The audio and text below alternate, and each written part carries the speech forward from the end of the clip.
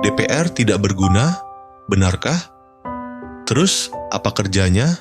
Apakah DPR benar-benar tidak berguna? Atau kita saja yang kurang memahami kehebatan mereka dalam seni mengelola ekspektasi rakyat?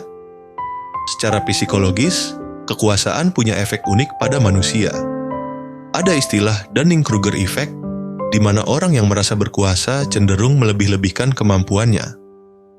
Ini bisa menjelaskan kenapa banyak legislator yang tiba-tiba merasa jadi ahli di semua bidang setelah terpilih, padahal sebelum jadi anggota dewan, ada yang bahkan sulit membedakan antara draft undang-undang dan daftar belanja bulanan.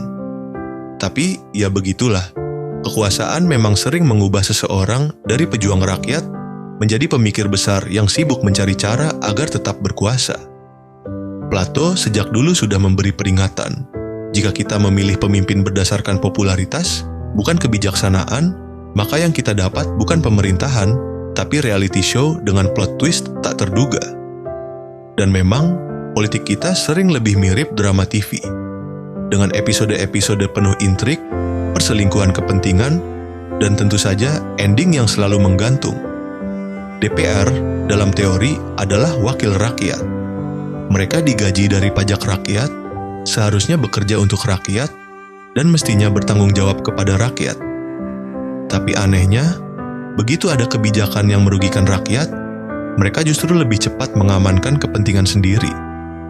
Demo besar-besaran, itu cuman angin lalu. Tuntutan rakyat bisa disimpan dulu, nanti dibahas pas sesi sidang yang tidak pernah disiarkan. Namun, adil juga kalau kita bilang tidak semua anggota DPR malas atau korup. Ada yang benar-benar bekerja, berjuang, dan berusaha menjalankan tugasnya dengan baik.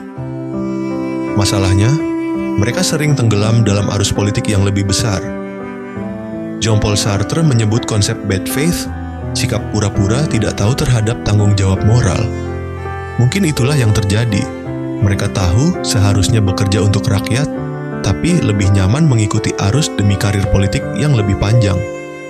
Jadi, apakah DPR tidak berguna? Bukan lembaganya yang salah, tapi orang-orang di dalamnya. DPR bisa sangat bermanfaat jika diisi oleh orang-orang yang benar-benar peduli dan mau bekerja. Sayangnya, selama kursi DPR lebih dianggap sebagai trofi kemenangan politik ketimbang amanah, jangan heran kalau yang kita dapat hanya kebijakan-kebijakan absurd yang jauh dari kebutuhan rakyat.